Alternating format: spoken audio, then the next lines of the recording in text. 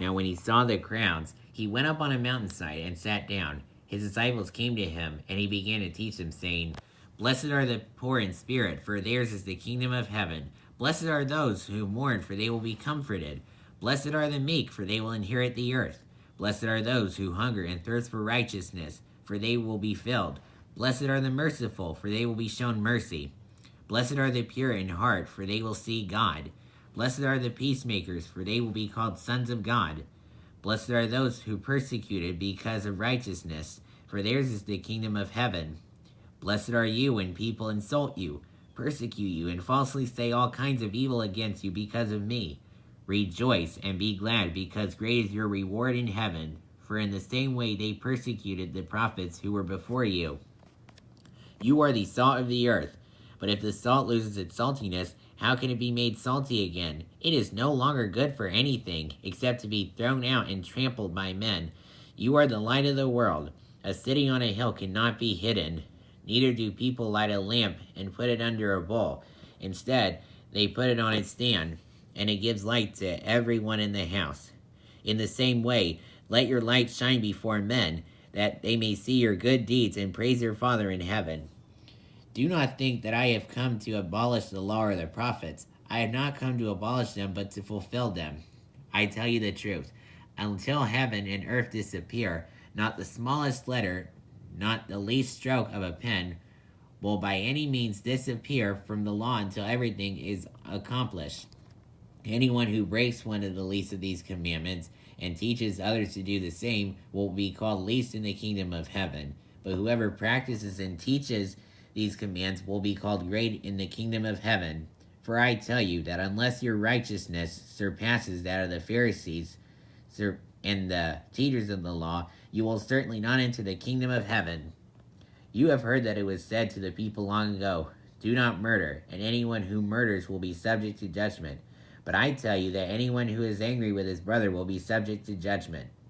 Again, anyone who says to his brother, Raka, is answerable to the Sanhedrin. But anyone who says, You fool, will be in danger of the fire of hell.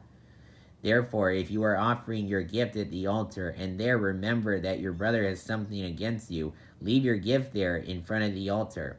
First go and be reconciled to your brother, then come and offer your gift. Settle matters quickly with your adversary who is taking you to court. Do it while you are still with him on the way, or you may hand you over to the judge. And the judge may hand you over to the officer, and you may be thrown into prison. I tell you the truth, you will not get out unless you have paid the last penny. You have heard that it was said, Do not commit adultery. But I tell you that anyone who looks at a woman lustfully has already committed adultery with her in his heart. If your right eye causes you to sin, gouge it out and throw it away. It is better for you to lose one part of your body than for your whole body to be thrown into hell. And if your right eye causes you to sin, cut it off and throw it away. It is better for you to lose one part of your body than for your whole body to go into hell. It has been said, anyone who divorces his wife must give her a certificate of divorce. But I tell you that anyone who divorces his wife, except for maternal unfaithfulness, causes her to become an adulteress, and anyone who marries the divorced woman commits adultery. Again, you have heard that it was said to the people long ago, Do not break your oath, but keep the oaths you have made to the Lord.